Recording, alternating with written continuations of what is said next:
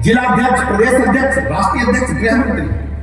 नड्डा जी जिलाध्यक्ष, प्रदेश अध्यक्ष, राष्ट्रीय अध्यक्ष, आप देश के सबसे बड़े नेता। ये केवल भारतीय जनता पार्टी, यही अंतर है सभी दलों में और भारतीय जनता पार्टी।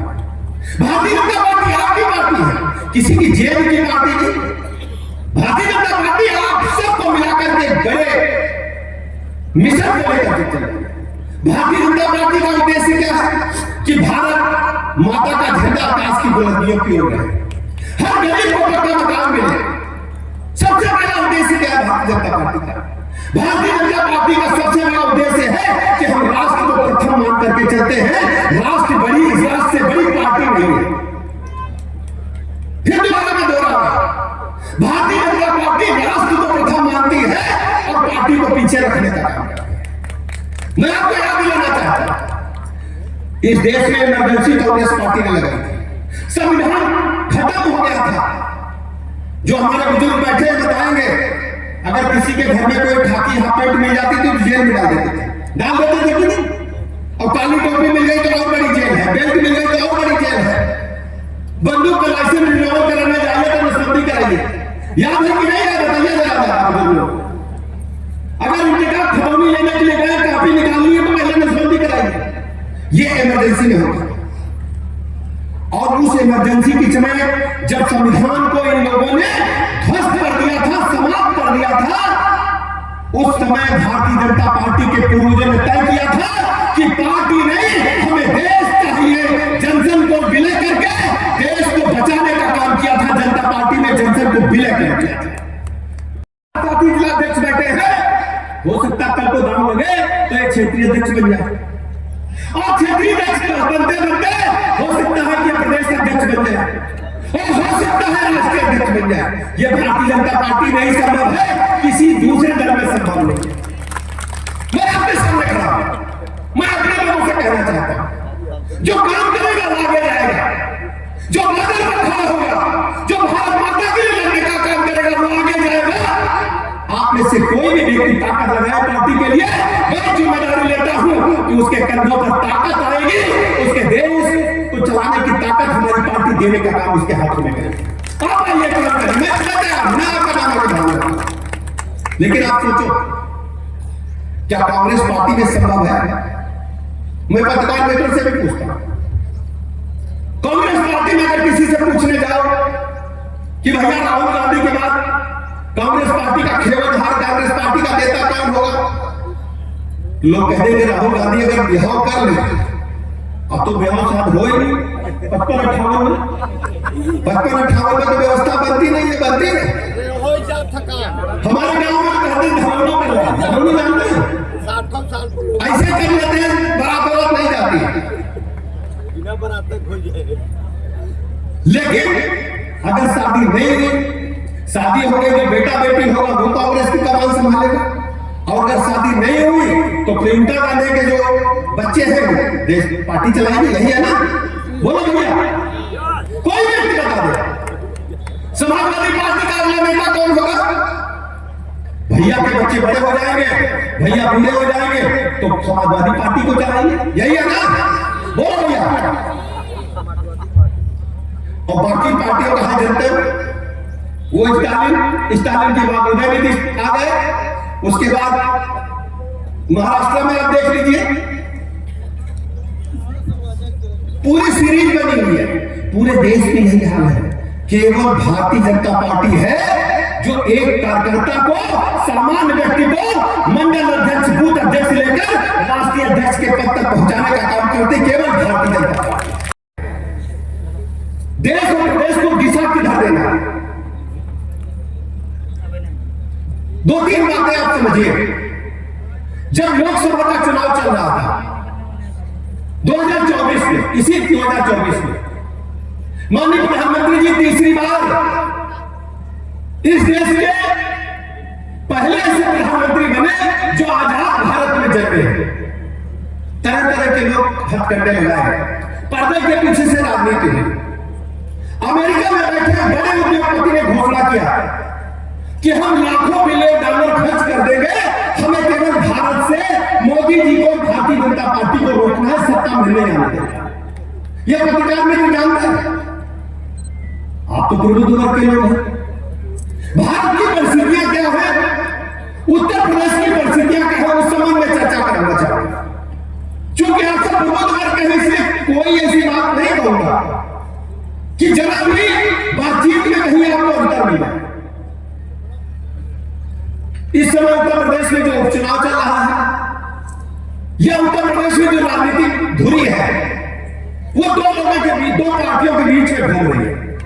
एक तरफ भारतीय जनता पार्टी है और दूसरी तरफ इंडी गठबंधन के लोग हैं, चाहे समाजवादी पार्टी के देश में हो, चाहे वो कांग्रेस पार्टी के देश में हो, यहां में कोई सहभागिता, यही है ना दादा, यही है ना, हमारी बात को हामी करते चलिए, यही है ना, कोई है ना।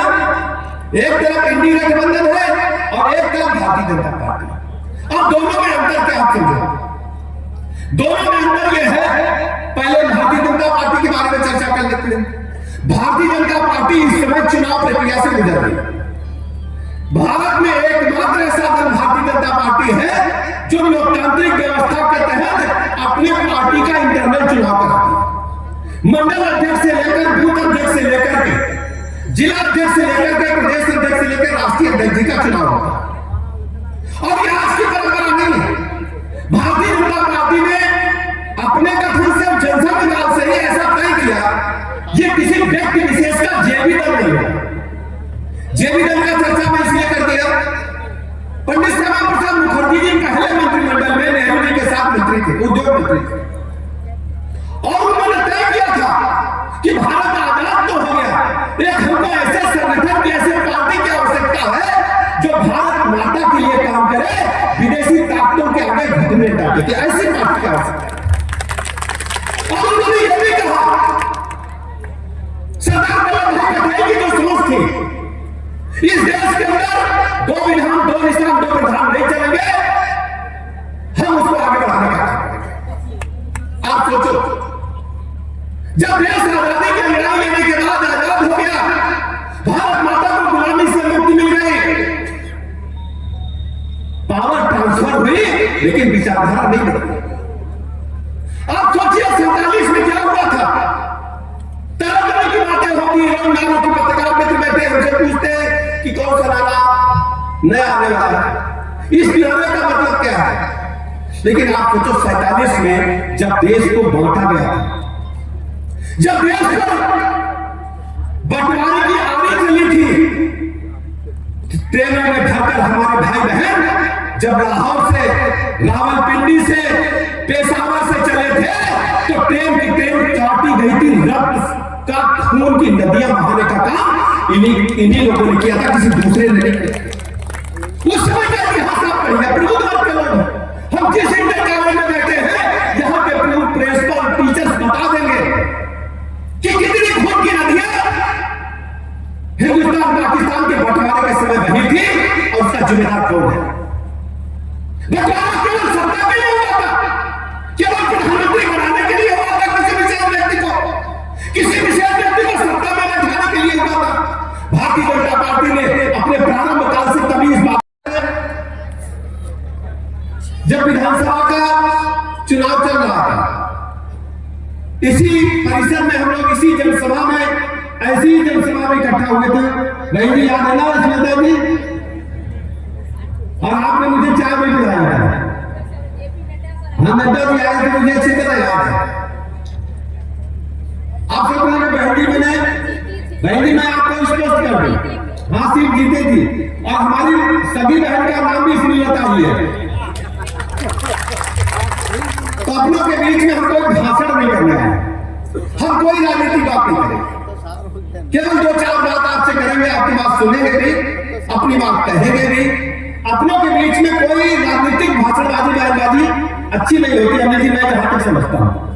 और हमारे अध्यक्ष जी बैठे हैं, विधानसभा चुनाव में मरियान में हम गए थे, मरियान में अध्यक्ष जी पूज्य गंगा सागर जी हमारे बीच में है, और पूरी व्यवस्था को संभालने का काम, उन परिस्थितियों में तरह तरह के लोग अफवाह करते थे कि आपकी बात रखा जाए, आपकी बात ये हो जाए, आपकी बात वो हो जाए। लेकिन दुबे जी ने मोर्चा संभाला, तो मोर्चा ऐसा संभाला कि रमाशंकर पटेल जी की पताका सबसे ऊपर लहराई। याद है बोले कि नहीं याद? तो हम ऐसे लोगों के बीच में बैठे, हमारे परिवार के लोगों के बीच में बैठे। अब आप सबकी जिम्मेदारी है। मझवा विधानसभा क्षेत्र में भारतीय जनता पार्टी की लोकप्रिय प्रत्याशी आदरणीय बहन सुष्मिता मौर्य जी प्रचंड बहुमत के साथ एक तरफा जीत रही हैं। यहां आम जनमानस ने जाति धर्म संप्रदाय से ऊपर उठ करके जिस ढंग से यहां पर एकत्रीकरण किया है, हम कह सकते हैं मां विंध्यवासिनी की कृपा से प्रचंड बहुमत का साथ एक तरफा जीतेंगी। माननीय प्रधानमंत्री जी की गरीब कल्याण योजना जन जन तक पहुंची हैं और उत्तर प्रदेश का लाइन ऑर्डर नंबर 1 पर पूरे देश में है। और लोगों का मानना कि भारतीय जनता पार्टी ही बेहतर ढंग से शासन प्रशासन दे सकती है।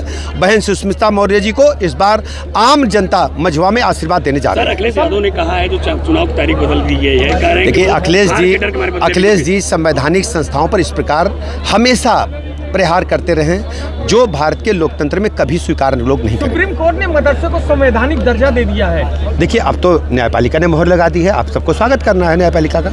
संजय निषाद जी ने कहा है कि जो संत कह रहे हैं वो गलत कह रहे हैं। देखिए संजय निषाद जी हमारे गठबंधन के सदस्य हैं, हम उनसे पूछेंगे और किस परिस्थितियों में क्या कहा है। और संत महात्मा सब हमारे परिवार के हैं और उनका हम सब सम्मान करते हैं। मझवा में था दिख नहीं रहे संजय निषाद के कोई कार्यकर्ता नहीं, वो लगे हैं सब लोग हमारे साथ। मंच पे जिलाध्यक्ष है उनके।